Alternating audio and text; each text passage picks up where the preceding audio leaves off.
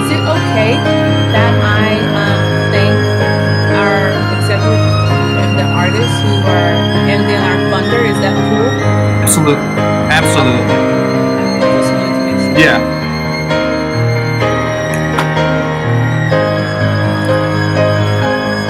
Do you think any of the you think any of the young the teenagers, the interns are going to be able to join? I sent it to them. I certainly hope so. That'd be cool. You know, we still do want to come do something in Liberty City. I just talked to Melba this morning. Oh, We're nice. gonna do it. Yeah, I was really nice to talk to her, you know. She's definitely one of these at-risk people because of her age. Absolutely. So I was glad that she's been taking it seriously. She says she hasn't been going out much, so. Yeah. She's also the caregiver of who's 93. Yes, I don't think I knew that. Yeah. Her mom is 93. She's fabulous. Okay, Juan Pablo, we've got a problem. They can hear us on YouTube.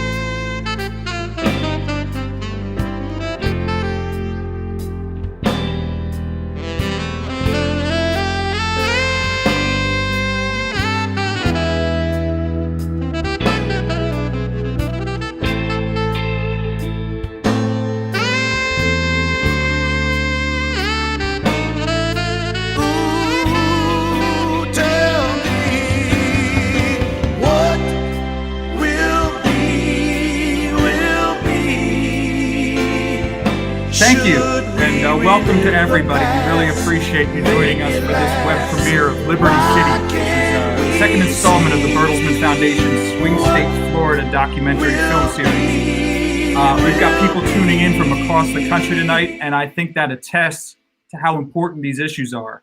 My name is Samuel George. I'm the filmmaker, and I'll be hosting the screening and the post-film discussion tonight. I just want to take a moment to thank our partners, the Global Peace Film Festival, the American Documentary Film Festival, and our community partner here in DC, the DC Shorts International Film Festival. Those are three awesome organizations. They all share our belief that film is a critical tool to tell the stories that really matter. And also I think I just want to start by saying there's a lot going on in the world right now. There's a lot going on in our country. Here at Bertelsmann Foundation, we are very close to the epicenter of the protests here in Washington, D.C. I've been out there filming for another documentary I've been working on. And it's really amazing to see Americans pushing for something and forcing a change on something that's been brushed aside for so long, forcing it back into the spotlight and kind of forcing society as a whole to reckon with that. So we're all trying to do our part to keep this momentum alive and to seek the positive change that so many have been looking for so long. And, I think the timing's actually pretty cool for this documentary because the film speaks to a number of the issues that we hear the protesters talking about. Liberty City, Miami is a historic African-American neighborhood. And in the film, we're looking at the relationship with the police. We're looking at issues of economic equity, cultural equity. We're looking at what communities might be like if we invested more in development and less in enforcement. The film talks about how do we reckon with our past. One central element of the documentary is a segregation wall that still exists. It's no longer active, of course, but the wall itself still exists in Liberty City, Miami. What does that wall mean today? How do we understand it, and how should it be documented for society? Cool thing about tonight, I think we have an excellent panel that's going to be coming to you live after the broadcast. And like I say, we're going to get their thoughts, but you're going to have a chance to chime in as well with your questions. There's a chat box that you're going to see below the video. Type in your questions during our panel discussion, and I'll make sure that we get those answered for you. Another cool thing about the panelists, two of the panelists are actually key figures in the documentary itself. We have Brother Lyle, who's the executive director of the Circle of Brotherhood, and we have Ivy Bennett of Arts for Learning Miami. And then we're also going to bring in a real academic superstar in Dr. Natalie Hopkinson, who's a professor at Howard University. She's written on a number of subjects addressed in the film, including the gentrification of urban areas across the United States. So that's our panel. Just a quick overview. What are we doing here tonight? This is Liberty City. It's episode 2 of a 3-part documentary series I've made with the Bertelsmann Foundation called Swing State, Florida. And the idea of the series was to focus on communities that play critical roles in U.S. elections. These are communities that have the power to swing elections. But, despite their importance and the need that politicians have for their turnout, they sometimes don't get all that much in return. So the kind of idea was, what do the communities want? What are the politicians offering? And where is there room for us to meet in the middle? And so why Florida? I think we felt that Florida in some ways is a microcosm of the United States, that many of the dynamics that we have on a national level are evident across the state. And that by really diving into Florida, we could learn something more about our country at a crossroads. 2 weeks ago, we ran episode 1, The Fields of Immokalee. It's about undocumented migrant farm workers. And that film is now online at the Bertelsmann Foundation YouTube channel, so I definitely hope you check that out. Tonight, we're screening episode 2, Liberty City, and then we're going to be back at you in a week and a half on June 29th with our third installment, After Michael, which is filmed in the Florida Panhandle in the aftermath of Hurricane Michael. So this is the way it's going to work tonight. I'm about to shut up. Then we're going to screen the film. The film is about 35 minutes long. So if you want some snacks, you want to get an adult beverage, now is a real good time to do that. And then after the show, I'm going to be back with you and I'm going to moderate our panel discussion. Now, there's one last thing I want to say before we kick this off tonight. And that's to give a special shout out to Miss Melba Rose, who is watching live tonight from Liberty City.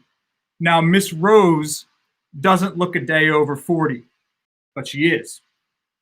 Melba has been a Liberty City resident and organizer for decades. And when I showed up in town with nothing more than her phone number scribbled on a piece of paper, she did so much to help me and introduce me into the community and help me find my way around. And she continues to be an important voice on the film. We had talked about collaborating for screenings in Liberty City itself. Those had to be postponed. We always say postponed, not canceled. We're still going to do it. We just, of course, have to postpone it due to the issues around the COVID-19. All through this process, all she asked was that we tell the story and that we tell it right. So, Miss Rose, hopefully we came through for you. And with that, I'd like to transition to the documentary Liberty City, Swing State, Florida, Episode 2.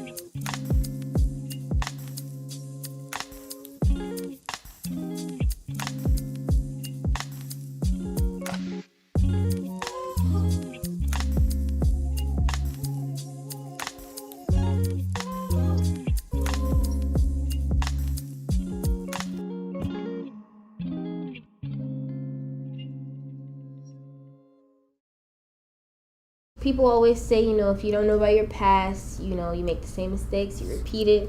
And I think that is true. If you don't know about the mistakes you made, how do you expect to change them?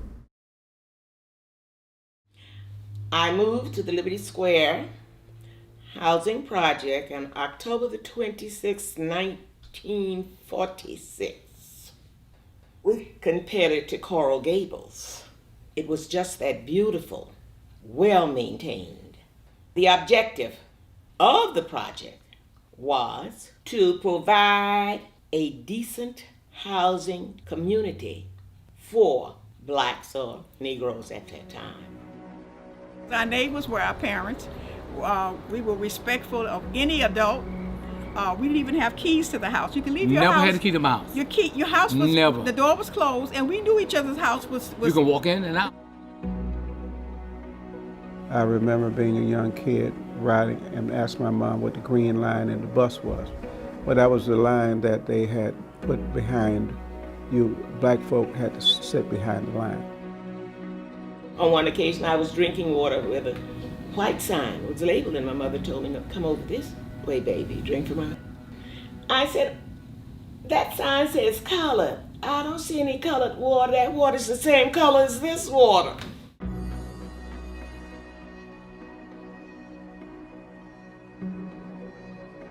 They had a long wall that had us blocked in. White folks on the other side, and we weren't allowed to go across there. That wall divided the blacks and the whites at that time. We could not cross.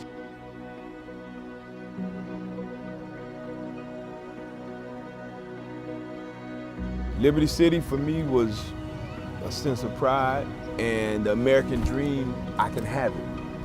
However, reality set in after a while.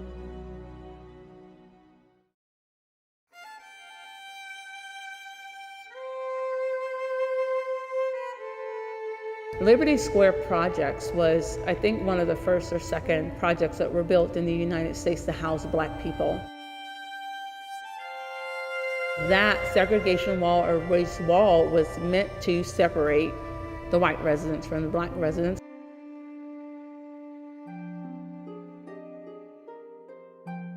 You know when somebody is judging you because you say, "Hey, I'm from Liberty City." You know when somebody is judging you when you speak a certain way, when you dress a certain way, when you look a certain way. You can feel it.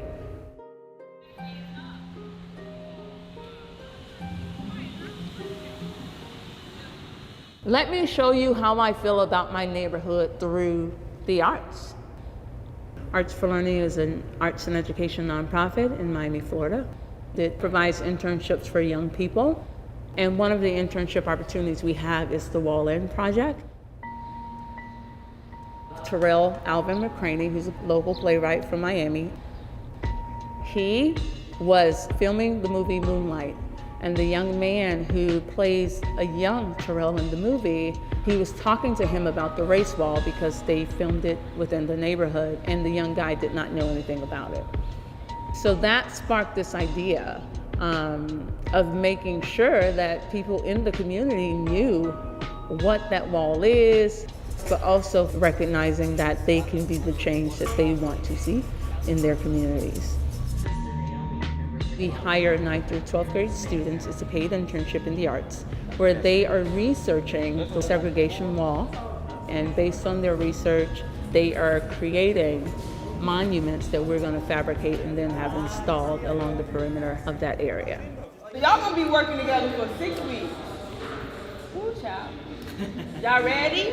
But I wanted to do something where you guys can reflect on what you think. What are some principles that makes a space safer? I was told that it's better to say safer. Ain't nothing safe. I don't feel safe when I'm alone. You're alone? I don't feel safe when too many people start looking at me crazy. I don't feel safe around other races. I don't feel safe when I'm not following that intuition. I don't feel safe walking the streets by myself. I don't feel safe when I'm in new territory. So it's important to make these connections. Interviewing these young men for the program, it broke my heart. One of the normal questions I ask is, what are you most proud of? And literally almost every young man that I interviewed said, being alive.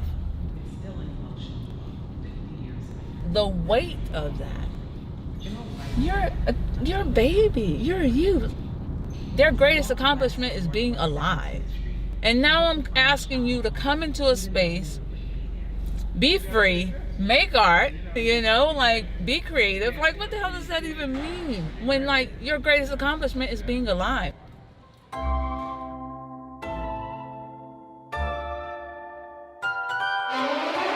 The gleaming towers of Miami Beach, set against the dazzling blue of the sea, are a scenic signpost for seekers of fun and sun.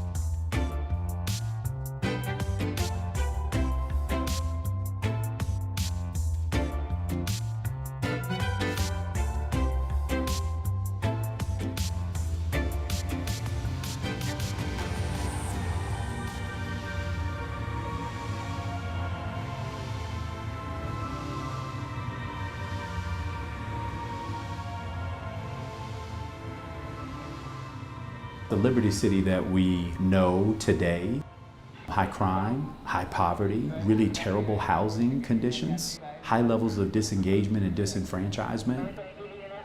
It is not a place where we rely on for high voter turnout and high voter participation. We gotta empower people. That history needs to come back. Let's take our crown to the right. Stretch it out.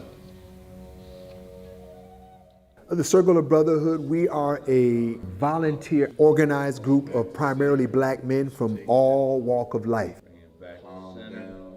Some of us are from the streets, some of us are from the suites, some are Muslims, some are Christians, some are activists. Some people work in an office, a 9 to 5, some people run their own businesses, but we're collectively united together to solve our own community problems. We've been in existence as an organized group of men since 2012, and the dedication and the volunteer hours and times that men have spent has proven to political leadership that not only are they serious, they're not going anywhere, but wow, they're effective. Some things are just about repetition and training. We've been so used to doing things the wrong way that when we're trying to do it the right way, our mind's like, yo, what you doing? You tripping. It's not always the complicated things that we need to be including into our life to have a better life. Make sense? We're gonna be our own directory today, all right? So we wanna introduce ourselves and introduce what we do so that we know what you do and know that we can tap into you if we need your gifts and your talents. I do landscaping and groundskeeping for the city of Miami, Miami-Dade County. I work at the airport. I'm an accountant, current firefighter paramedic. I work for the city of Miami CRA. I hired 60 kids this summer to get them off the streets. I used to be cancerous to my community. I found the cure. I am my How many of y'all remember the shooting that took place in Liberty Square where 4 young men were shot and 2 lost their lives? We stepped back and took a look at our whole community, said, what do we really need to do? And we developed a plan from there. And it seemed like for the first time in a long time, a lot of our political leaders and officials were really ready to listen. Wait, back up. Some of y'all ain't been down this road before, right? When you come with a real solution, but you ain't got no real time to make nothing for real happen. And then we end up going into a vicious cycle of trying to get the problem solved in our community.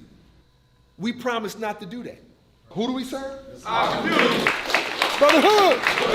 One brother. One hood. Who do we serve? Our community. Who do we serve? Our community. Clap it up if you're still here.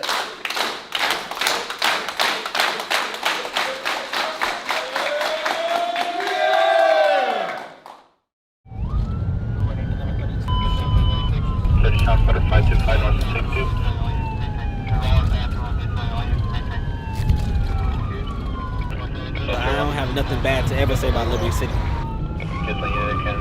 But this is home. 1132. Oh, no, show me around.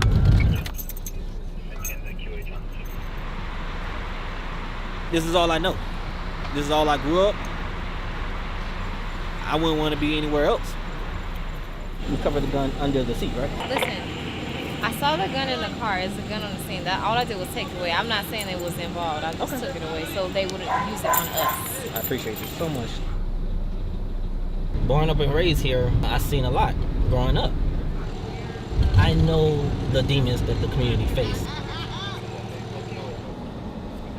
I'm a black man and I'm a police officer. We all hear the stigma about police officers and the minority community. You have a lot of gang violence. You have a lot of drugs.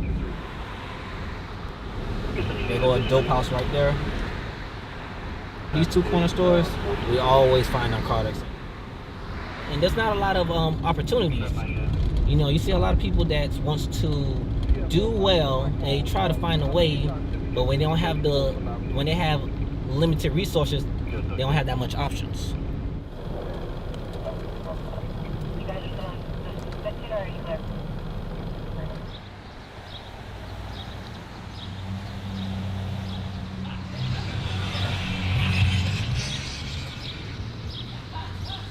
If we forget about this wall, we won't remember segregation. We won't remember that people were treated badly and it was deemed as okay at the time. You just need to see what it means to be able to formulate your own ideas. So what is your plan? We each have our own topic, right? Like crime rates in this neighborhood. It could be events in this neighborhood. It could be absolutely whatever you want. Exactly. I never really thought about the wall. I just thought it was the decorations in the community or whatever. Y'all 3 come up with one sentence that defines y'all project. Let's start off with the good stuff about the neighborhood. Like people can come together and join hands by the wall, something like that.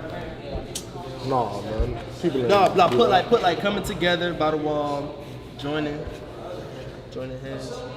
But that's just something to put down. Or you have an idea? Okay, well, you need a lot more than that. But when you're dealing with our youth who going through so many things, they are very good at hiding it well, putting it behind a mask. So the engaging and creating the conversation allows us to be vulnerable and open around each other, and this helps us come together. And suddenly it doesn't hurt so much. Yeah. You got a lot more talent than you give yourself credit for. Why you don't speak more? You named after Malcolm, bro. You named after one of, oh, shit. This wall-in project is here to create a new narrative. So you like, yeah, I'm still ready. Political power comes from unity. You can have 1,000 people, but if they're not unified, they can never affect the outcome of anything, and therefore they are invisible politically. Don't compare yourself to other people, because you're gonna be different. You're not gonna be like everybody else. So when people are different, they're put in a place to change things, not to blend in. You feel me? But if this is what you got under that hood, bro, you ain't got nothing to be afraid of, bro. You got talent, man. You got talent. Look at the fabulous ladies of Delta sorority. Go ahead, ladies.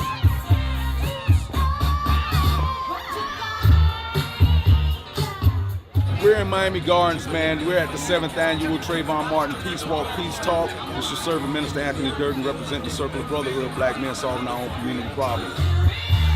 Yeah. Y'all are stepping on. Make some noise again for Delta sorority! Well, we just want to send a clear message out, and we want people to get involved and participate and not just like something on social media. When black people have memory, people tend to get mad. Why can't you get over it? Because we ain't over it. Because it ain't over. Because it's still going on. Because the Trayvon Martins of the world are still being subject to vicious acrimony, white supremacy, social injustice, and blackface. Want to have a black face but don't want to have a black body. Want to have a black face but don't want no black spirit. Want to have a black face but don't want no black consequences.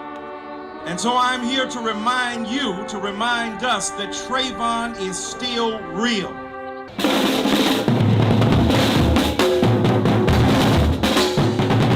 No justice, no peace. No justice, no peace.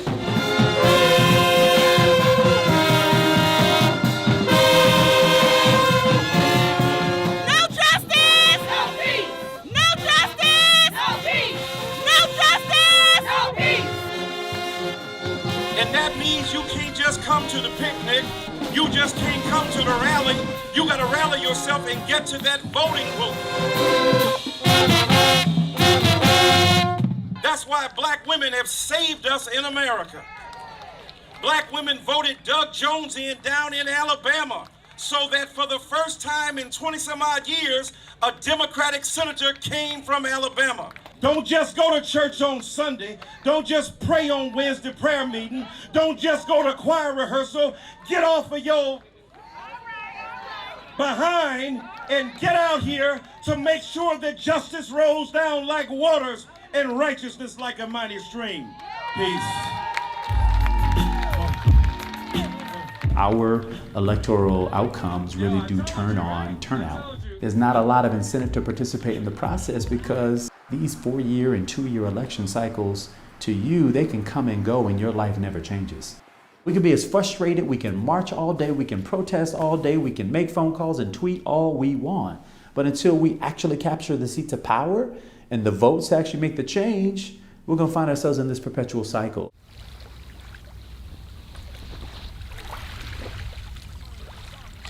What would make you choose to starve yourself?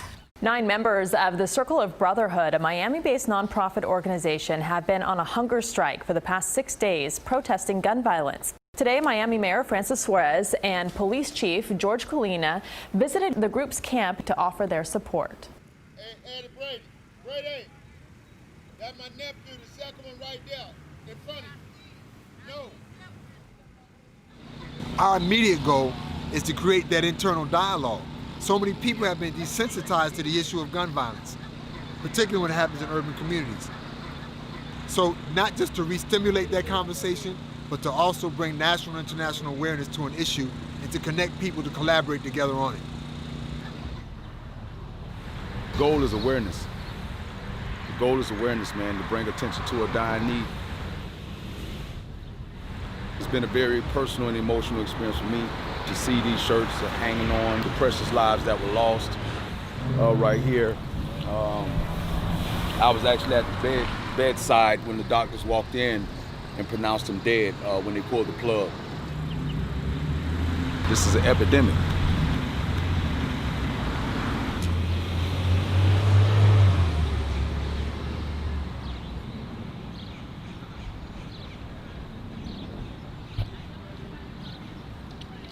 Who's your group? Boy, if you don't get over there in your group. When you talk, it's just like a relationship. You need to say what you need to say. You need to say what you feel so people can understand you. Hi, Miss Bobby. I could ask you about the community. Push it over. Who got the questions? What's something that you would want to see to better the community? Like, what's something you think that could be used to better the community? If you stay focused, you got to stay focused. All kind of shit can be going on right there at 1310. We live in 1311. We don't care. We look out the window what's going on. We don't never open our door with something going on. Thank y'all for being interested in the history out here, because it does mean something. Right now, I feel like it's a good privilege to be out here, talk about the wall, because a lot of people don't know about it, because it's still history, it's Black history, Yeah. and it means something to us. Segregation isn't over, but it's not completely over. Some people trying to bring it back.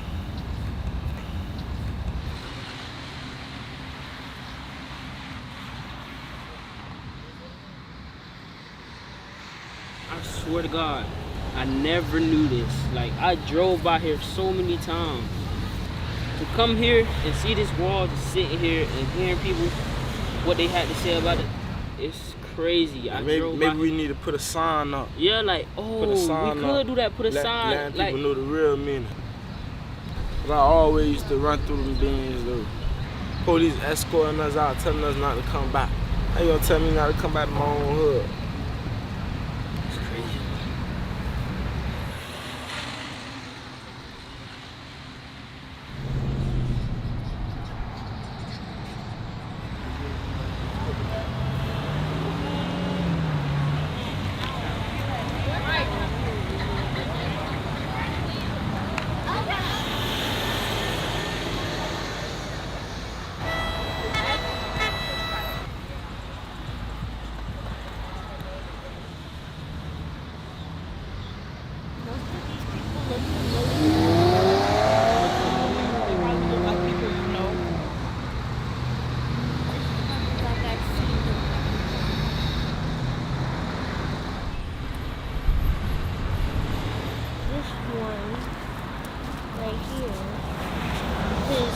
Because he was missing. Yeah. Does that mean he was missing? No, that means they're missing him. He died and his family misses him. It's a lot of people.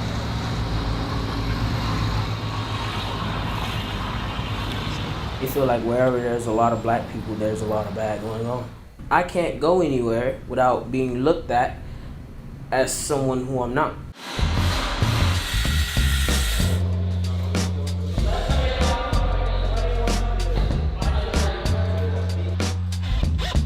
I'm not a gangster, neither do I want to be a gangster. But wherever I go, I'm portrayed as a gangster. Whenever I get together with my friends, we play basketball, we have fun. We listen to music, we eat hot dogs and party. But people don't look at it that way.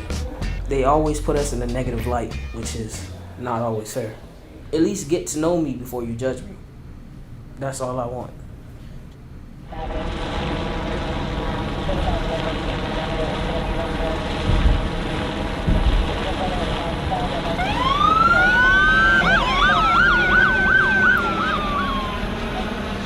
The only thing that got shot is legit, they just hit his car. That was it. 1232, show you online and make it a 13. We responded to a 30 shot spotter, where it's like 9 rounds, then 11 rounds.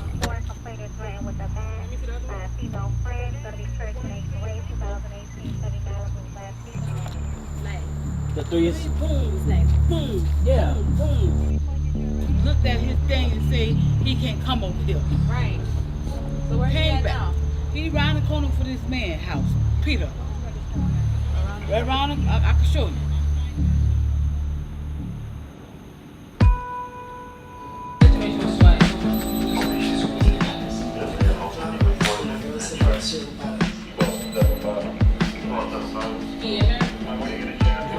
There's no way he got out. There's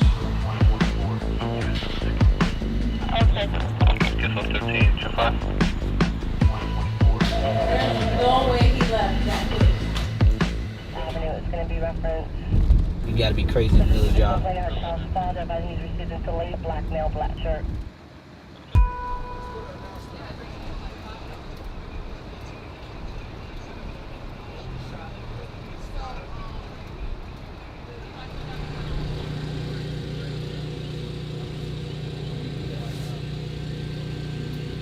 Pulse 80, respiration 14. Looking good, baby, looking good. Feel good, buddy, looking good. Thank you. This day 16. For the last 16 days, we were only drinking water. Going strong, feeling strong, ready to see major changes in our community.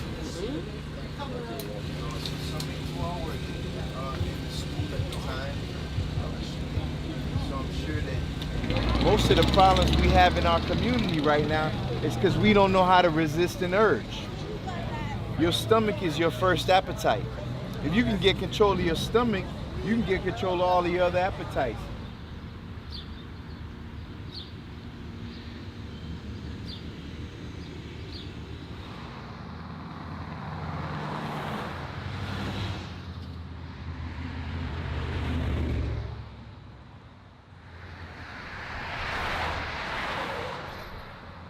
In Florida, I got sued by the NRA and the Second Amendment Foundation because the Florida legislature passed a law that said no local government official can vote to implement laws that impact guns in any way, shape, or form. Suing me over my refusal to repeal a city ordinance in my city which simply said you cannot shoot guns in city parks.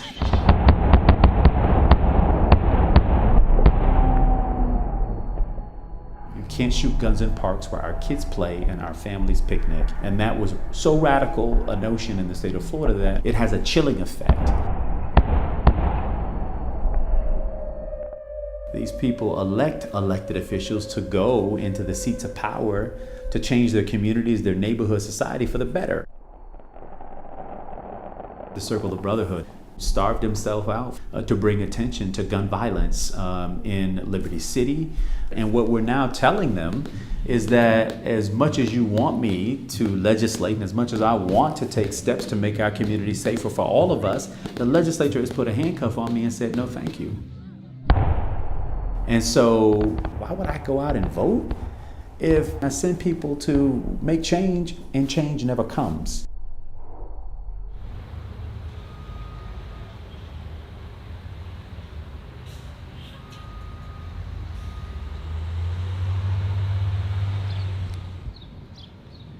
We found out that they were going to tear the project down.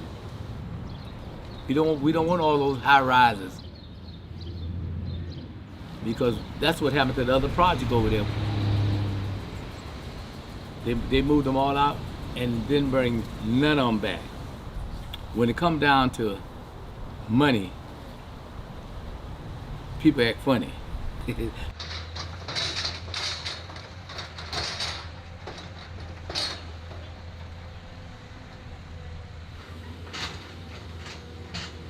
Miami is ground zero for sea level rise in the world. Okay? They are predicting that Miami Beach will be underwater in 60 years. Liberty City, which most of us are from, sits between 10 to 12 feet above sea level. So even if we get to 6 feet, our communities are not going to flood. Y'all following me here? So to a developer, that is the most prime real estate you can have. So you have people who are not buying up blocks at a time, okay? So don't let them hustle you. If a developer approaches your family and they be like, oh, we'll buy it cash for $100,000, that means it's worth 300,000, and tell your mama to ask for a higher price. Well, we can help you. I got all the evidence on it. We can help you. It's a tragedy when a people who's been restricted and confined to a community, and to see it now slowly but surely being invaded by big money changers, and then they charge rent that the people who were there all their life can't afford. We can't sit by and be silent and say that it's all right, because it's not all right.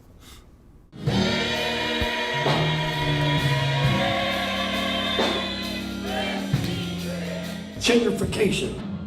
Too many people that looks like me and looks like you, we're losing our neighborhoods. Big money people are coming in and getting our mamas and our daddies and our grandparents' property for $800 and $1,000. That's not fair. That's not right.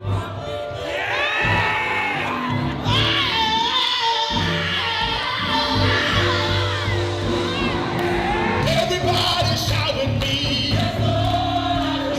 Everybody shout with me.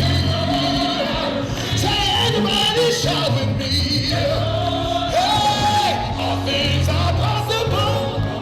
Oh, all things are possible.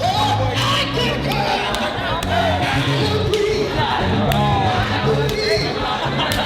Oh, God says all things are possible. All things are possible.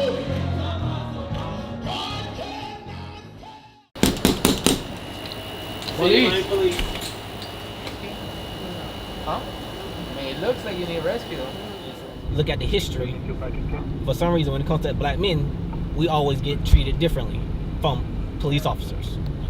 That's why I try to humanize the badge. Now, we want to be real for a second. I have worked with officers that I was like, yo, that's a little racist, don't you think? I seen it. I seen officers treat other people differently, and it's the reality. But the thing about it is, people don't want to point out the elephant in the room because they think it's going to be a backlash. And I think all we want to do is let's just talk about it, realize there is an issue with that going on. Until then, the situation will never be solved. Oh, we can pull that car over. This weekend, 9 men in Miami ended 22 days of self-imposed starvation. Their sacrifice to draw attention to one of our community's most egregious failings: shootings, sudden loss by gunfire. That should already have had full attention, but sadly, it does not. I just can't. I just had to come and hug you, Nick. You all right? You sure? Because you were so heavy on my heart this morning. That's why I had to come and hug you, Nick. I was just trying to. She did. You're taking care of yourself. Yeah. Let me go get her hair done and then nails done. I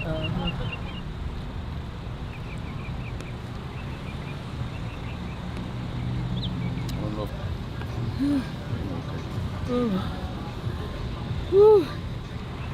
Yeah, I just had to come and hug you, Nick.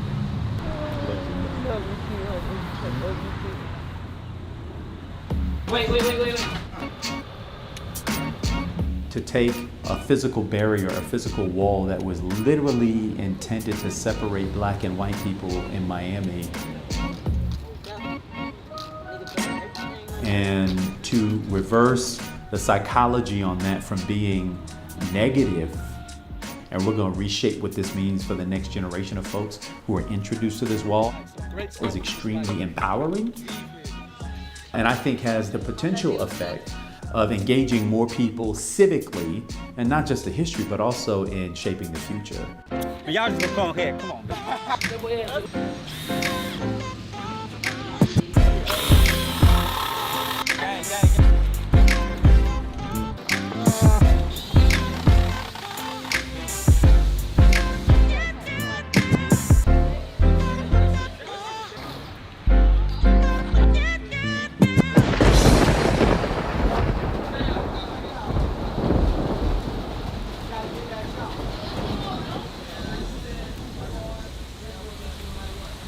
So God said, no, your answer to this prayer is delayed.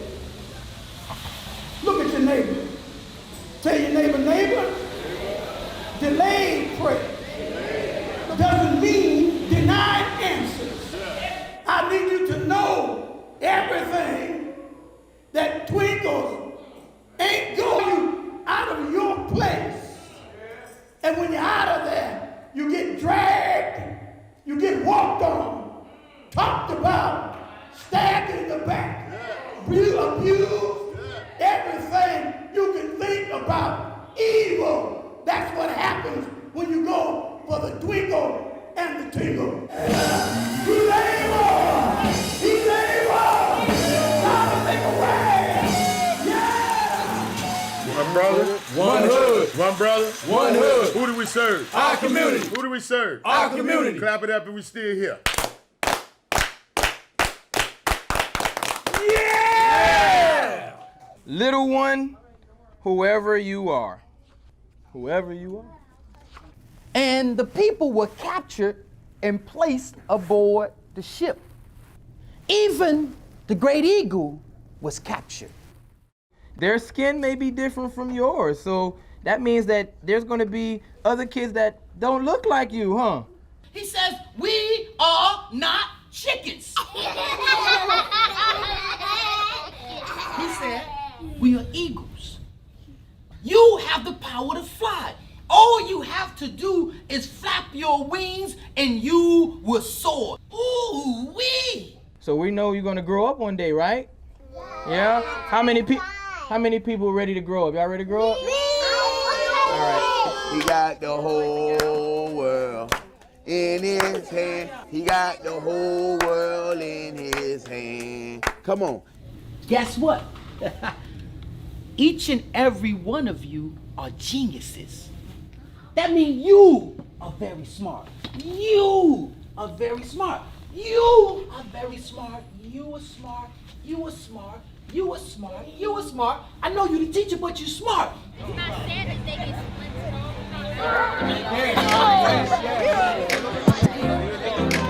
We may be goofy and stubborn and a little arrogant, but we're young. We can do anything. There are certain things that you achieve. I change the weather.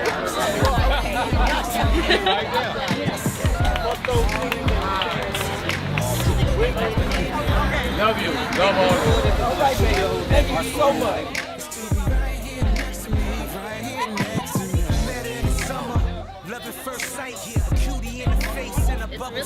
Better not be complaining.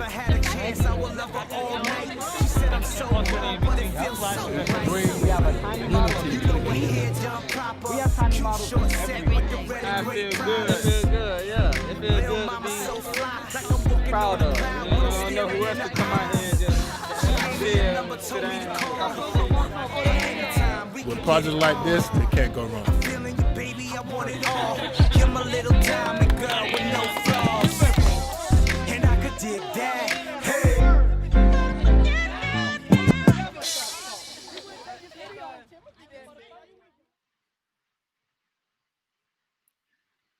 All right, welcome back to the studio. Thank you so much for tuning into the web premiere of Liberty City. For those of you that were online 2 weeks ago, you know the secret I'm about to tell you. For those of you that don't, here comes the secret. This video is going to be online tomorrow. I didn't want to tell you that in advance because I want you to tune in tonight, and I'm very happy we got a nice big audience. We got a nice big audience for our panel as well. But this will be online tomorrow, so check back in on our website and watch it, share it, pass it on. That's our whole goal with this. Now I'm very happy to bring in what I really think is an excellent panel. Two of the speakers you will recognize from the film. We're very happy to have Brother Lyle Muhammad, the executive director of the Circle of Brotherhood. We've got Ivy Bennett, the program director of Arts for Learning Miami. And then again, right here in Washington, D.C., we have Dr. Natalie Hopkinson, the professor at Howard University. It is my great pleasure to bring into this conversation Brother Lyle. And I wanted to lead off with you because so many people have been asking me how the recent protest movement has been affecting Miami and how it's been affecting Liberty City. And I thought you might have a good view on this and also give us a chance to update us on what have been the activities of the Circle of Brotherhood since this documentary ended, because this documentary ended just as you guys were really picking up some real steam. So I wanted to give you a chance to update us on the situation in Liberty City, as well as some of the good stuff coming out of the Circle of Brotherhood. Thank you. And before I even get into that, I really have to thank you, brother, for your film work. You've captured things that don't normally get a chance to be captured, and you did it from very point. And in terms of the Circle of Brotherhood, I just got to be quite honest, dear brother. Our work before the hunger strike, after the hunger strike, our work before the death of Ahmaud or George or Brianna, it's the same. There has been some very tense climates, of course, here in Miami, as well as everywhere else. There have also been some great opportunities for education, but we're in a very, very, very tenuous time. And if I could say anything about the atmosphere, I know two songs come to mind. One from the movie Color Purple, God is trying to tell you something. When you look at the civil unrest right on the heels of COVID-19, right now, the times that we're living in, then you must be under a rock for real. So a lot of people have been calling on the Circle of Brotherhood. We're very trusted in the community. We've been called on to protect property in neighborhoods where protests have been taking place, because we're not having people tear down our property. We've also been called in to help in terms of dealing with political and police relations because of our connection. And I'll say this before opening it up as well. We actually had a press conference that was scheduled before the death of George Floyd because of an incident that took place in our community where a Latino woman here killed her child and pointed the direction in two Black men. So these things continue to exist and continue to perpetuate themselves, but we also continue to do the work and that we've been called to do. I appreciate that response. First of all, I just want to say, and I want to say this to Ivy as well, because when people open up their community to a filmmaker, that's a risk, right? Because you don't quite know what that person is going to do with the footage. And for me, from my perspective, it's so important to tell it honestly. And I just wanted to my point is I genuinely appreciate your words. And I genuinely appreciate you bringing me into what you're doing, which I thought was very special. But I want to stick with you. To the ringer. The Brotherhood really took you through the ringer. I want to be clear on that too. I believe it. I believe it. But and there's no way it would have worked if you hadn't supported me. And I know that. And I appreciate that. I have this whole list of questions for you, but I have one that came from the movie, because the journalist in the movie says, what would make you choose to starve yourself? And the reason I put that in the film is because that's a pretty drastic question. I mean, you guys obviously felt like this was something that needed attention drawn onto it right now, going so far as to stop eating. So can you talk to us a little bit? Why a hunger strike? What would make you choose to starve yourself? But number one, first of all, we're Black men that will sacrifice our lives like we do on a daily basis for the betterment of our community. There was a candlelight vigil that took place. Many people know about the popularization of the killing of a young 5-year-old by the name of King Carter. And during this candlelight vigil, some of our brothers were present just to assist. It's one thing to hear one mother wailing because of the loss of a child, but we heard 20 mothers, 30 mothers, 50 mothers wailing because of the loss of their children at this vigil. And we said, we have to do more. And our great lead organizer, our brother Leroy Jones, introduced the concept and idea about a hunger strike. And so we say that India has one Gandhi, now Liberty City has 9, 21 and a half days with just water and no food. And tremendous relationships have been built across communities since that time as well. Thank you so much, Brother Lyle. Really appreciate the comment coming from Daphne Keys. Moving and motivating and powerful. Love seeing these men and women and young people in the film. And I think they deserve those feedback. I just want to say to the audience, this is a live conversation. Please do send your questions into the live chat. I'm going to read them and I'm going to make sure they get to the appropriate panelist. Right now, it's my pleasure to bring in Miss Bennett, Miss Ivy Bennett, who, just like Brother Lyle, invited me into the community, you know, and I'm genuinely appreciative of that. And this film would have been impossible without her. Again, just to tie it into some of the sort of current events we're seeing, one of the popular conversations across the country right now is, hey, what if we took some of this massive budget that we put into policing and just take a little bit of that and put it into social development and spending on community development? Now, within the sphere of arts, which is really your specialty, I was just wondering if you could give some feedback. I mean, what does that do to young people, especially young people at risk? What is the importance of having something like Arts for Learning Miami? Thank you so much for having me. And I could not stop smiling. I was smiling the entire time our youth was on the screen. Thank you for telling their stories. Their stories matter. Briefly, before I start talking, I just would like to thank a couple of people, if that's okay. I would like to thank Terrell Alvin McCraney for his vision. He is the reason why this program exists. Our executive director, Sheila Wambo, the project facilitators, Chat Travieso and Jermaine Barnes, as well as our program assistants, Jennifer Lammy and Hakeem Roy. Without them, the program would not have happened, and these students are better off because they came in contact with these people who care so much about the youth. And so I wanted to say thank you. And thank you again for telling their story. But in terms of the arts, I mean, I have seen the arts like change lives. We come into these communities all over Miami-Dade County and beyond, and we meet young people. I especially meet some of our youth.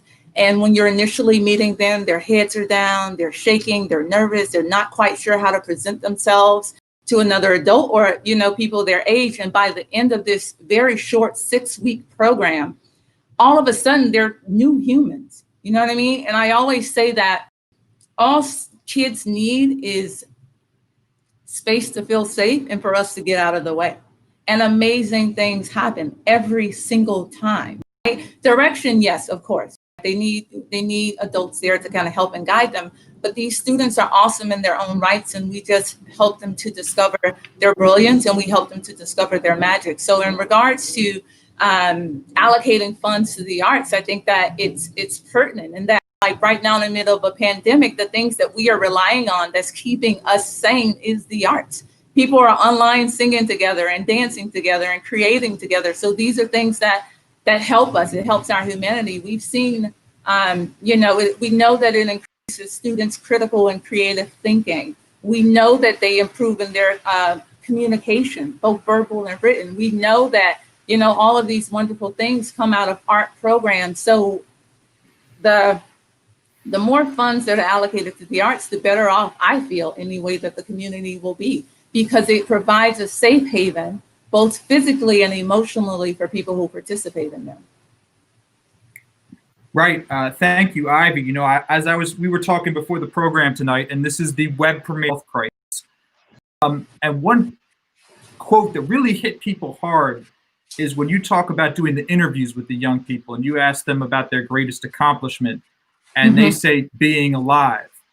And I say that on the one hand, and then on the other hand, we see this tremendous potential of America's teenagers in the extent that a lot of this protest movement recently has been driven. So I was just wondering to get your feedback on. I always get emotional talking about that one particular day of interviewing, because I'm from Liberty City, right? I grew up in Liberty City. I no longer live there. So I don't feel like I'm a spokesperson for the community. However, that is my upbringing. I went through the Liberty City theater pattern through the elementary, middle, and also high school. And so with me even growing up in the community and then going into that facility that I went into interview those young people, and young man after young man after young man, and there were literally maybe 30 or so of them, every single one of them said that their greatest accomplishment was being alive. And that deflated me. I didn't know what to do with those emotions, because I know that we're coming in and we're asking them to do things that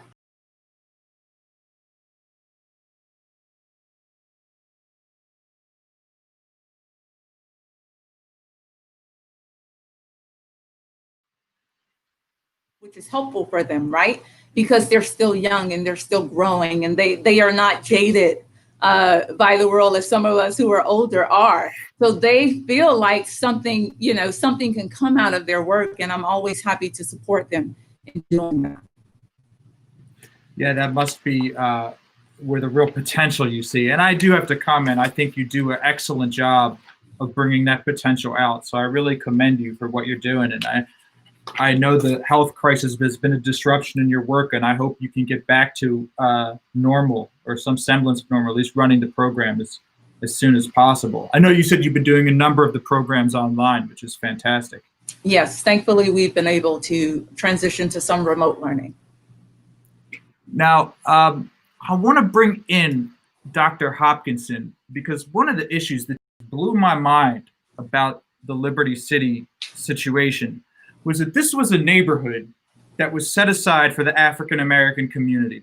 And the idea was, the city planner said, let's put it as far away from the fancy beaches as possible. And now you have a situation where climate change is chewing up the beaches, the beachfront properties of Miami, making these further away properties much more valuable.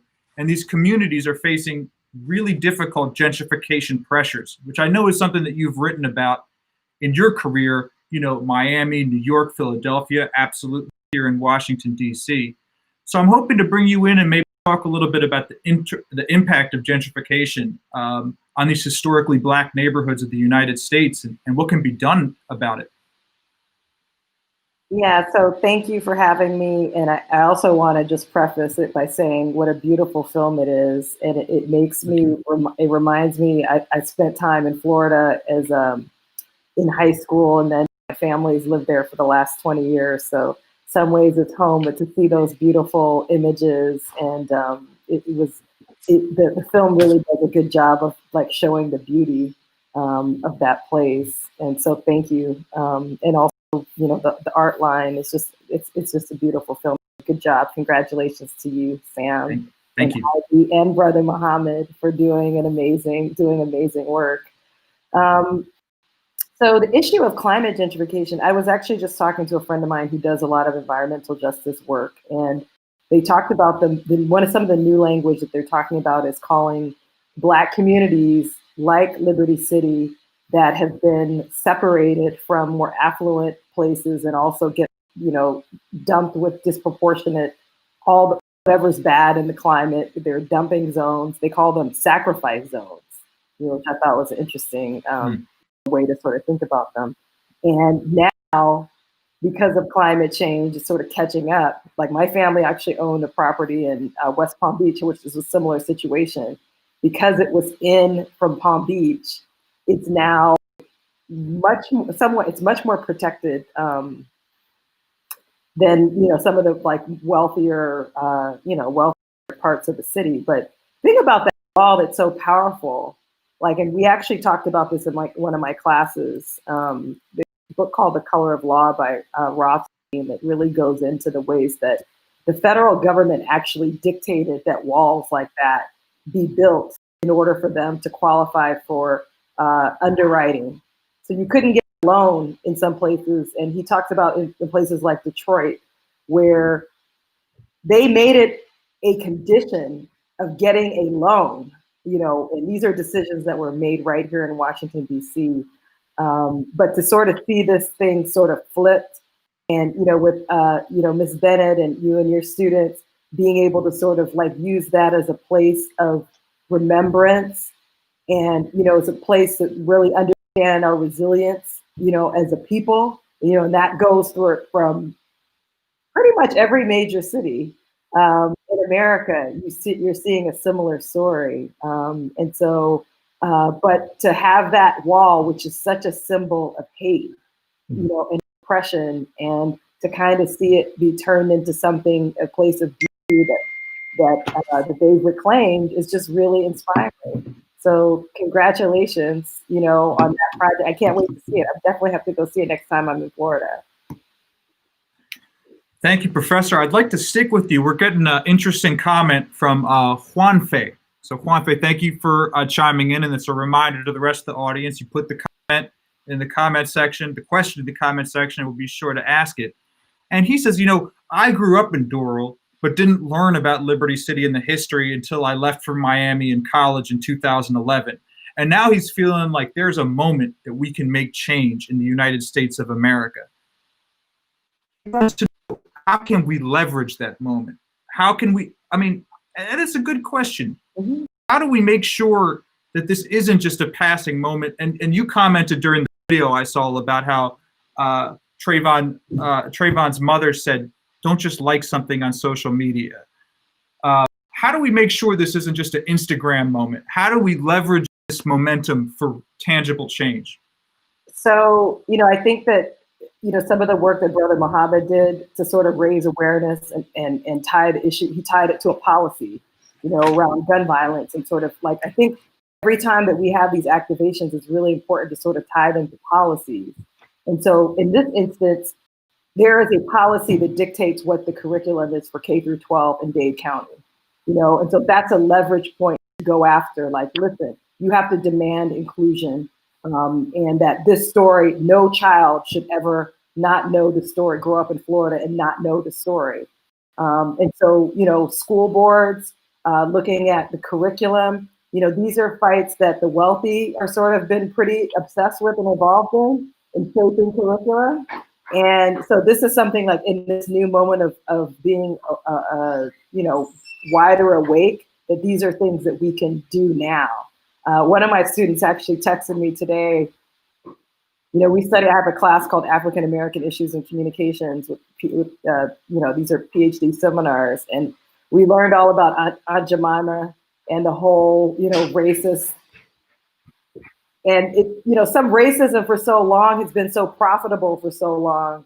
It actually got rid of Aunt Jemima, you know, after a very long struggle. You know, you're talking about 100 years, where, you know, these companies have said we can't sell things without these racist images, and so they're starting. So that those are the kinds of things that give me hope that, you know, if even corporate capitalist corporations can change, then certainly our local school districts can change too. Thank you very much. That's a fantastic answer, and that is good news. I mean, we did see that this morning, that logo will be changing. So thankfully for that. Definitely want to thank Barry and Brandon. You know, a lot of people checking in. Dr. Fair, good to see you. Thank you. We appreciate your feedback. Brother Lyle, I definitely want to bring you back because we are entering election season. And one thing that, you know, a lot of your great organizing work is doing is there's a lot of organization happening in Liberty City. And the thing about Liberty City is there's a lot of votes there. I mean, you can really deliver for politicians. But then my concern is sometimes politicians aren't necessarily delivering for Liberty City. So I'm curious, how do you feel that the voice of the community can best be used in these upcoming elections, and what it's going to take for politicians, you know, to not just come around for their vote, but come through for their promises? Elections are good. Policy changes are good. But we have to, first of all, keep in perspective that it's a very, very small part of what's really needed. Number one, people have to hold elected officials accountable. Politics is much, much more of a local than a national phenomenon. And one of the beautiful things about us is we'll build relationships with anyone, but we'll also check you if you're doing our community and our people wrong. And we don't have a problem doing that. And so there has to be some sort of backbone. People can't be running around with a handout. One of the things that happens in our communities all of the time, the pennies that they throw at the programs that work, we end up fighting and scrapping for them instead of coalition and building together. So most of our work is internal. But I must say that there's some very unique things happening here on a local political scene where you have, we're about to lose, for example, in Miami-Dade County, about seven to nine commissioners. And so if we don't have influence on who sits in those seats, we could be set back at least 25 years if America is given that long. Actually, I was going to move on to Ivy, and I will get to Ivy, but Albert Sony Campbell just jumped in with a question that I actually had on my list as well. I'd like to know this as well, because I do know that the Circle of Brotherhood, even prior to what's going on right now, has worked to improve communication and relationships with the Miami Police Department. So Albert's question is, what kind of police training is the Circle of Brotherhood involved in? And I would just expand that question by adding, what are you guys trying to do to improve that relationship and build trust where it may have been frayed? Right. I will say that we're doing probably what phenomenally needs to be done all over the country, because it's not an ordinary type of training. One of the mottos of the Circle of Brotherhood is we allow he who is best at what lead, and we specialize in human transformation. So we actually have trainings that exist with 4 different police departments. The North Miami Police Department, the City of Miami Gardens Police Department, the City of Miami Police Department, and the Miami-Dade Police Department, that's been so effective that cadets can no longer graduate from those academies unless they come through our training. Now, the very first thing that we did was, we as members have to remind people that we're from the streets to the suites. We got brothers that have done double-digit years in prison, and we got others that have never seen the back of a police car. We actually have taken the force-on-force training. We've gone through the scenarios that the police go through. We actually did the training at their site, but they had to come into our hood now and do our training. And our training, I don't want to call it anything short of what it is. It's human transformation. And if you listen to the remarks of the police officers that go through our training, it is a transformation. Many of them are really introduced to their own mindsets for the first time in their entire lives. And they actually get a chance to enter dialogue with brothers, youth from the communities. And so our trainings are very, very special. And with that kind of training, and we see what's going on across the country right now, every police department better start taking a look at what's going on. Thank you, Brother Lyle. We just got a comment in from Rose Adams that she really, what resonated hers with this idea that, in her words, our communities are delivering for the politicians, but the politicians are not delivering for us. And I think that's one of the reasons we wanted to make this film, and I appreciate that feedback. Ivy, I think one thing that's interesting for you is you have now done the Wall-In program for a couple of years, so you've spent a lot of time grappling with that wall and the pain behind it, and what it means now. And also part of your role is explaining that to very formidable young people that are at a formidable age. That's a very heavy thing to lay on a young person. Mm-hmm. I'm wondering, what do you think is the importance of that segregation wall now, and what can society best do to keep the meaning for the community? I think it's especially important because the neighborhood is ever changing, and it's changing at a very rapid pace, right? So if everything that was disappears, how do the people who now come into those communities know of the history of that particular wall? I believe that it is a historical designation, so I don't believe that it will be taken down at all. However, one of the other things that our program is doing that wasn't necessarily mentioned on the film, the premise is that we work with 10 to 15 young people each summer, and they learn about this race wall. And they go visit historical locations, and then they learn about Liberty City at large. But then they take their ideas and they come up with monuments that we plan to have fabricated and installed along the wall. So we're, through the program, we're helping people like the person in the chat box who was like, I'm from Doral, I had never heard about it. Like now he would be able to eventually drive by and see these monuments, homage to people who have lived in Liberty City, who continue to live in Liberty City, and who, historically have lived there. And we're very excited to have those pieces brought to life, because they are the language of the young people. And then that could help, to keep the story going as the neighborhood is ever changing. I'm sorry, I did not mean to cut you off. I don't know if I mentioned it earlier, but we could not do this work without our funder, which is Art Place America. So I wanted to make sure that I mentioned that. Yeah, thank you very much. Michael chimes in about the historic African American community of Overtown, Miami as well, which I got to know a little bit. I'm sorry I don't have any project in the works on that, but I did learn about Overtown, and that is a fascinating experience. And Ivy, I could stick with you on that, because another thing that your program does really well that doesn't show up in the film is like the lectures and the teaching and the visit to the African American archives. How does it feel for you to kind of be responsible for bringing these stories to the next generation of America's young people and Miami's young people? Okay, I always say I am the program director, but I am not directly responsible for working with our young people, right? I have the privilege of hiring amazing people who do this work, and that, you know, the curriculum and the places that the students visit come from our two project facilitators, which is Chat Travieso as well as Jermaine Barnes. They are the ones that's coming up with the curriculum for the students, and, you know, walking them through these historical touch points so that they understand a fuller picture of their neighborhoods and how things such as a segregation wall, how it affects people in their community. So I want to make sure that it is clear that our artists are the one who get the praise for exposing our students to wonderful locations. Yeah, well, I can say, having embedded with you guys for a number of days, that the staff is excellent. And as far as I'm concerned, that's a reflection on, you know, the overall program. So you have a great staff.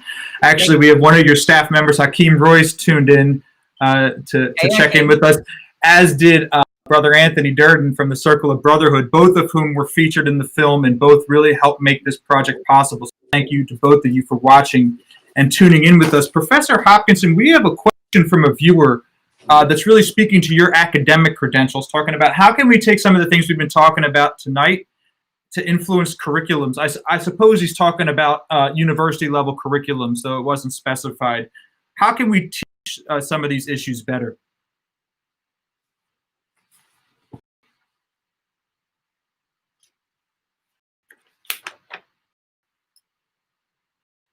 And you may be on mute, Professor. I'm not sure if that's intentional. Okay, I'm sorry, can you hear me now? Yeah, you're there. Thank you. Sorry about that. So you mentioned earlier the defund police movement, or you hinted at it or whatever. So that's a whole movement that's going on. And one of our great Black musicians, Layla Hathaway, tweeted that, you know, people are very scared about defunding the police, but they've been defunding schools for generations now. And so it's really as simple, it really is about shifting and directing resources. There's no reason why a private funder should be funding this project that Ivy's a program director. It should be integrated. If you pay taxes in Miami-Dade, you should have an expectation that your children are going to learn about this wall, and that's going to be part of their history. And so that sort of takes some of the advocacy. So a lot of times we talk about a curriculum at the university level, but I actually think it's much more important at the K through 12 level.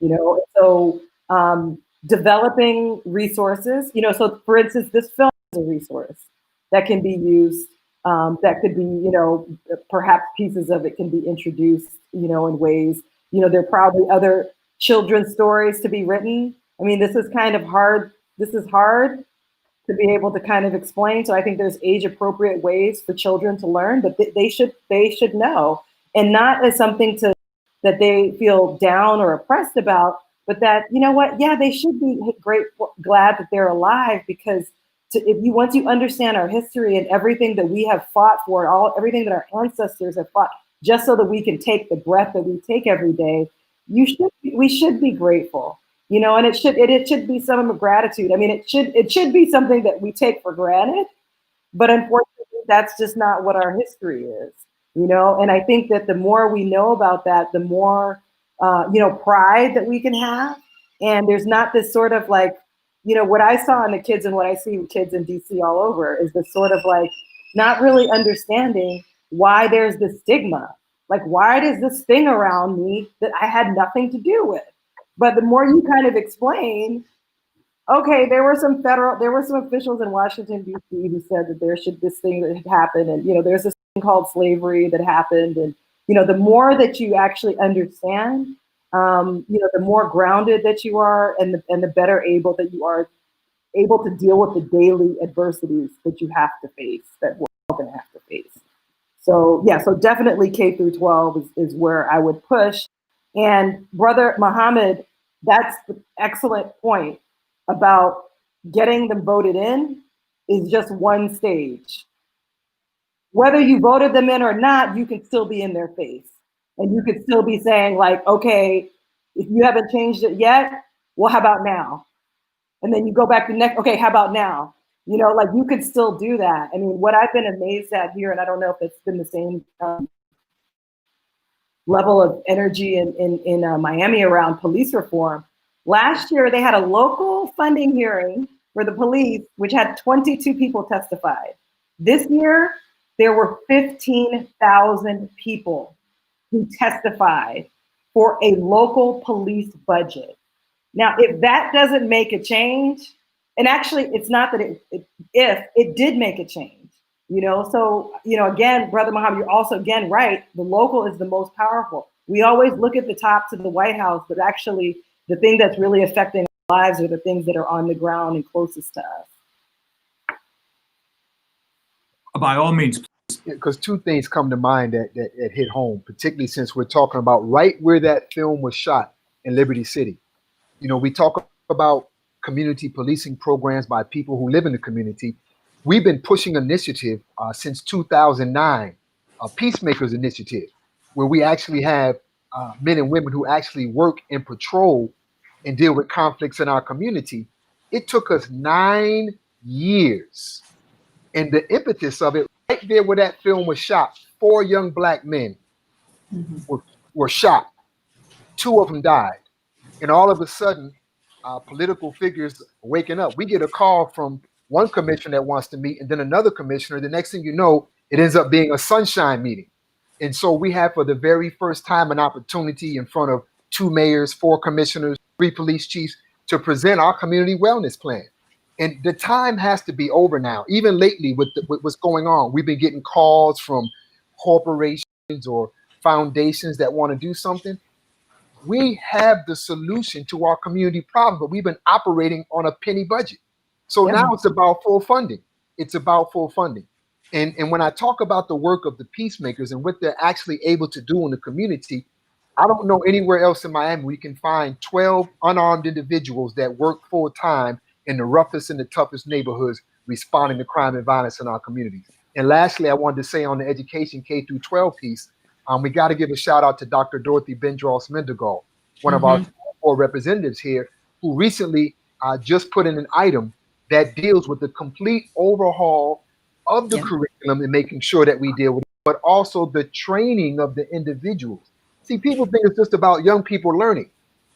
Most people who teach don't know how to reach young people, which is why I was so pleased to see their Sister Ivy to work, that you definitely hired the right people. You can tell that in the young people that you work with.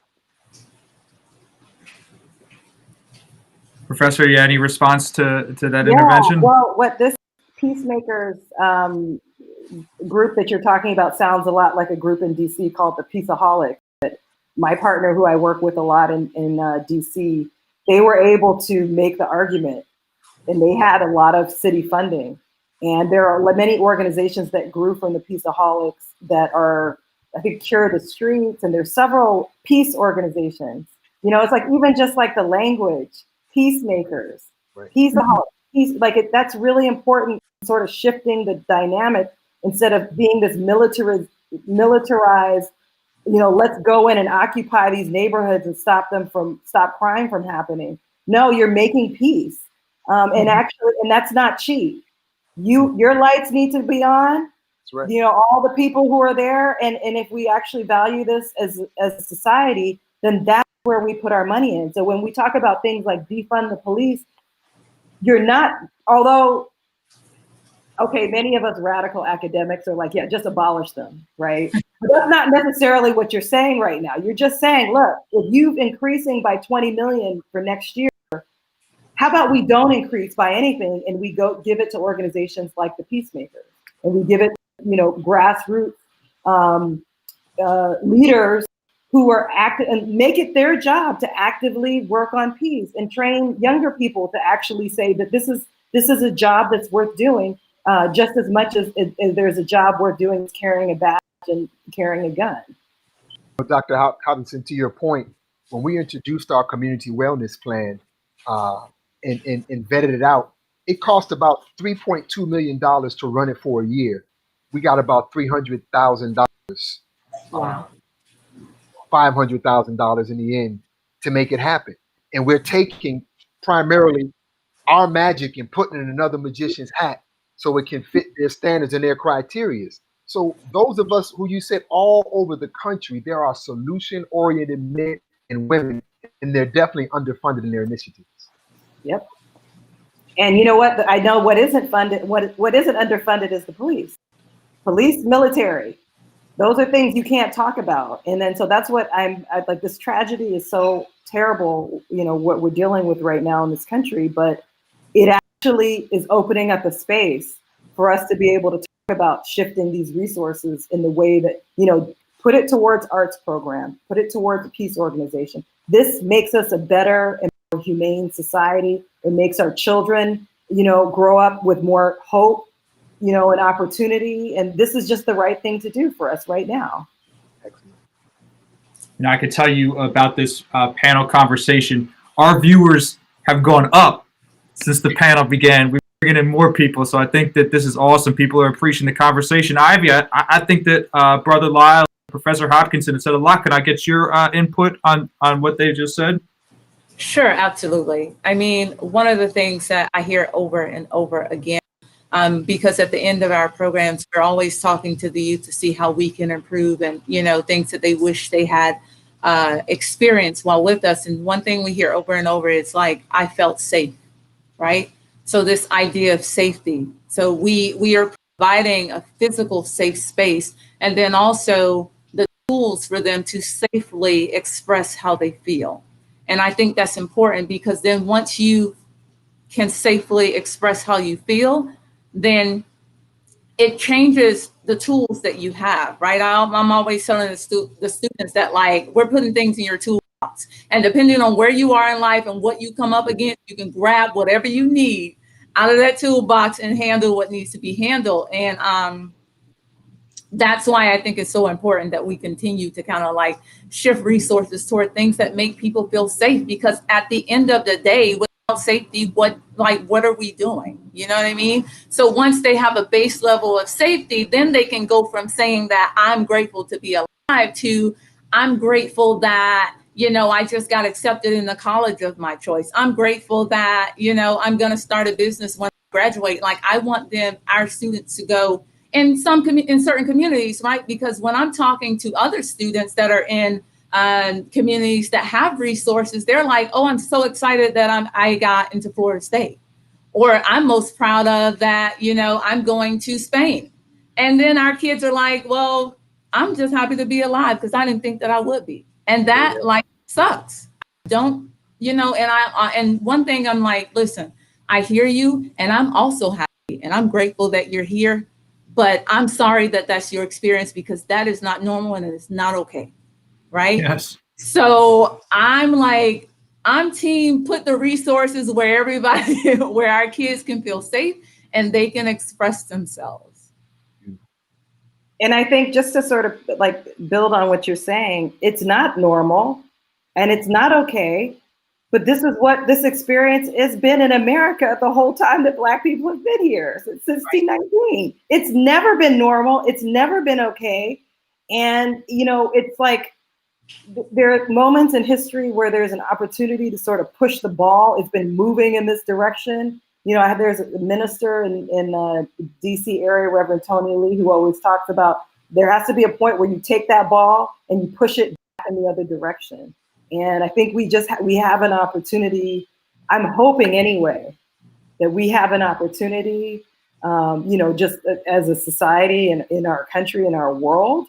But I do what's inspiring about these projects that you guys have in Liberty City is that you are starting the balls right there in the community, right there with the people who are impacted. And regardless of whatever anybody else does, you're seizing that power for yourself and that agency for yourself. And that's really important. You're so on it. We're also looking forward to when you know you're doing something right and you want to stay the course, And particularly when we look at how much DC looks like Miami, looks like Chicago, looks like LA, looks like Baltimore, looks like New York, we have to be able to duplicate these type of works. The academic work that you're doing to educate people from an African-centered perspective, the arts work that you're doing to help heal and open up our youth, and the humanizing work that we're doing, putting a human heart and a mind and a talent to Black men who know it needs to be done in their community. People really enjoying this conversation. I can confirm we are being recorded. So as long as the panelists are okay, this can be subsequently available. I'm telling you, the viewers keep going up. So we're over time, and I don't want to disrespect any of our panelists by keeping them longer than I said. Sam, but we're about 400 years over time, Sam. Yes, I agree. And that leads into a question that I want to ask. When I do interviews, sometimes I say, let's end on an optimistic note. So I'm kind of curious of is there an optimistic vision right now of, okay, we're 400 years over time. Can we not make it 401? You know, what can we do? What's the optimistic vision for where we are right now? Two things come to mind for me that I learned in my childhood. One was a book I was forced to read in elementary school called The Emperor Has No Clothes. And the other one really deals with the Wizard of Oz. And if you remember, in the Wizard of Oz, you had these individuals who were on a journey looking for something that they already had. I think they were looking for a brain, they were looking for a heart, and they were looking for a courage, and they wanted to go home. And when they got to the person who they thought was responsible for giving it to them, they found out that that person was completely powerless. And I think, I'll just be honest, in studying history, and you look at the fall and rise of civilizations, when those statues start coming down, that is a clear sign that civilization and that mindset and that way of life is crumbling. So what is optimistic? I think we really are at the beginning of the end. Ivy, what's our optimistic vision, you know? And I think that Brother Lyle, appreciate you also giving direction of how we get there. So obviously we can say this is the optimism, and then, you know, what can each of us do? You know, it's one of the things I meant to say in the introduction, and I don't think I said it, is that it's incumbent on all of us, everybody, myself, all of us, the Bertelsmann Foundation, to keep this momentum going, to reach that desired effect. But Ivy, what's your optimistic vision? As I mentioned earlier, I think what's most powerful about being with young people is that you give them the space to feel safe and get out of the way, right? So I think that's an approach that we can take, in that, like, give the neighborhoods that know their neighborhoods the resources and get out of the way. If you to support with the gentle push from the back. I think too many times there have been the powers that be, or people who have the funding, they come into these communities and they're saying, this is what I think you need, right? So they're imposing their own ways on the people who are already there, who have sustained it all this time. So my advice would be for us to maintain is that provide the people on the ground who are doing the work, who live in these communities with the resources, and get out of the way. Beautiful.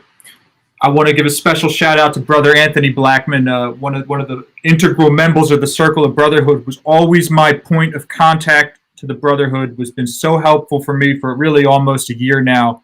Really much appreciated. Check out his music. He's doing a lot of positive things with music, his own music, teaching the young people. But thank you, Anthony. Professor Hopkinson, your optimistic vision and how we can get there. So my optimistic vision is, okay, like I had to just think when Brother Muhammad talked about the monuments falling and how that's the sign, you know, that's a really powerful thought, because a lot of people I've been having a lot of arguments with people about this performative, things that are performative and symbolic, you know, like painting Black Lives Matter in front of the White House, you know, and whether they're real or not. But I think that you're right, is that these monuments, these Confederate monuments that are going down, and they're not just going down in the United States, they're getting, you know, they're getting a little frisky in the UK. You know, people getting frisky all over the place. And what's really the most optimistic thing for me is that as these monuments are coming down, Ivy Bennett's kids are building them back up. Absolutely. Training Yes. them to have a new vocabulary for power. And it can look in a completely different way. And that's what gives me so much hope for the future, is that these young people are being trained for the task. So thank you for both of your work. Absolutely. Thanks to you, and thanks to you as well. I'm a big fan of your work. You know, I was reading your books before we met, and I appreciate you being a touchstone of somebody I can talk to in DC, and absolutely to both Ivy and Brother Lyle. We're getting ready to wrap up here. I'm not sure if anybody has something that they felt like they wanted to say that they didn't have a chance to say. The audience loves you. The numbers haven't gone down even a little bit.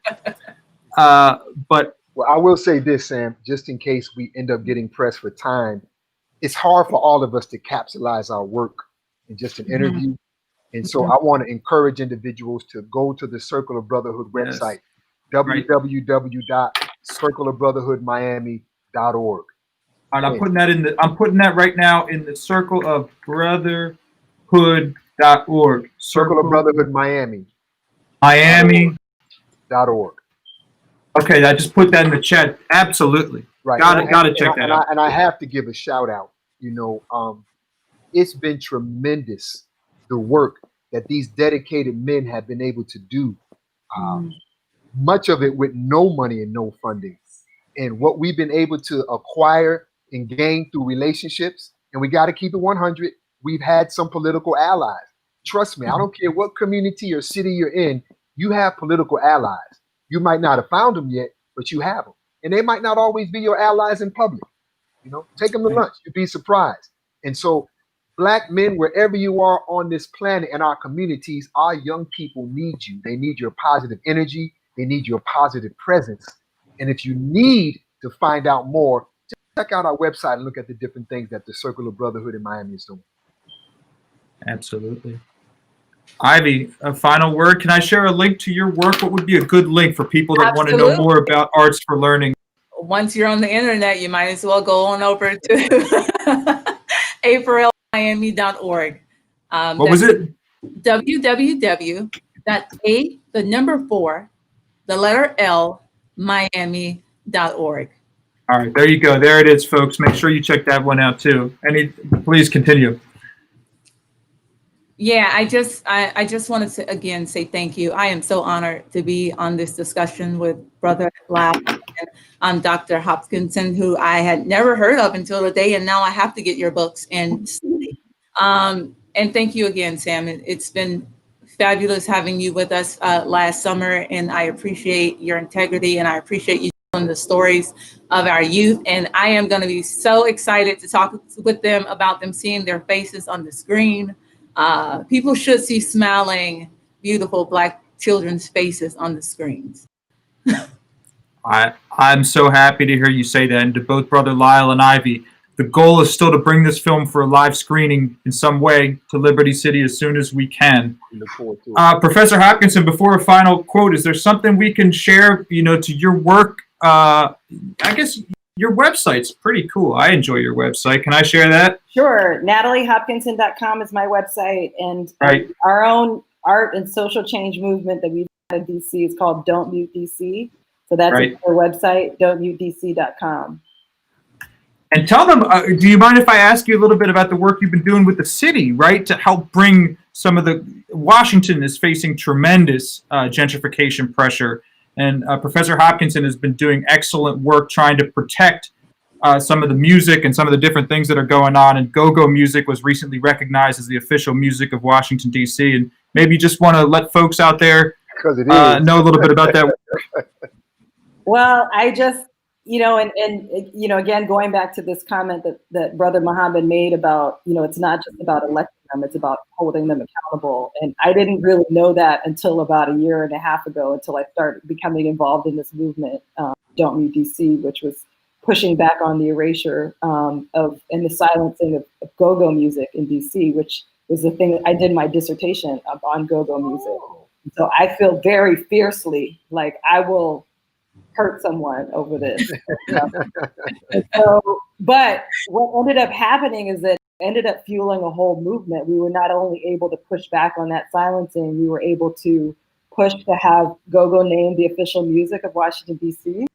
And that also, you know, this is what I'm just a couple steps ahead of what I'm practicing what I've been preaching, because I'm amazed at how much, if you make a demand, you can get some things, you know? So like, it's pretty amazing. And it's not always about how much money you give to a campaign. It's not always about whether you voted for that person. It's about feeling entitled. This is my city. I pay taxes like every other person, and this is what I am entitled to, and this is what I deserve. So that's what's been great. And so that is, it's actually an ongoing process of, you know, getting everything fully funded and everything. But, you know, it's the struggle of being Black and being in these areas and trying to be creative. You know, like it's something that it unites us all over the world. You know, it's not just Miami, it's not just DC, it's everywhere. So thank you for listening. And yeah, so you can find out more about it on the don'tmeetdc.com. And Sam, could I share one thing? I would be remiss if I didn't. And it's related back to a connection that was made during the hunger strike. For those who don't know, Liberty City is about 35 or 40 minutes from Parkland. And I know we're all familiar with the high school shooting in Parkland. I don't remember at what point of the hunger strike, but students from Parkland and adults from Parkland came to Liberty City to be with the Hunger Nine during the hunger strike. And one of the things that did is they understood the platform of white privilege, but they also understood the platform of white responsibility. And one of the most powerful things when you see those young people working on gun violence issues, which are very different than those school shootings, but they're working on it together. But my last comment is it rings true, and I even heard it again today, and I've been hearing it in panels all week. The lack of mental health services for young people. And I'm not talking about traditional mental health services. What Ivy Bennett is doing is a mental health service. What Dr. Hopkinson is doing on a college campus is mental health services. So we really have to throw a shout out that there are partnerships that are being made historically that would never have been made before. Thank you, Brother Lyle. I'll mention that, you know, I said this documentary is going to be online tomorrow. There's also going to be a shorter documentary that really focuses on the circle of brotherhood. And that encounter is featured in that shorter documentary. So that's there. That was a very powerful day and a lot of interesting conversations. And just like so many experiences I had making this film, it was an honor to be there. Look, you guys have been a great audience out there. I can't see you, but you've stuck around, and the comments here, you really enjoy the conversation. This has all been filmed. Unless one of the panelists tell me they prefer not, we're going to have this conversation online. The film itself will be online tomorrow. Check back in with us on June 29th. We're going to be going to the other side of Florida, to the Panhandle, where the final installment of this series looks at the aftermath of Hurricane Michael, where you see more issues of how the climate is affecting the state of Florida. It was my honor to do this. I want to thank Miss Ivy Bennett. I want to thank Brother Lyle, and I want to thank Professor Hopkinson. Thank you very much. I wish you all the best, and on behalf of the Bertelsmann Foundation, I hope you have a nice evening. Goodbye. Well, thank you.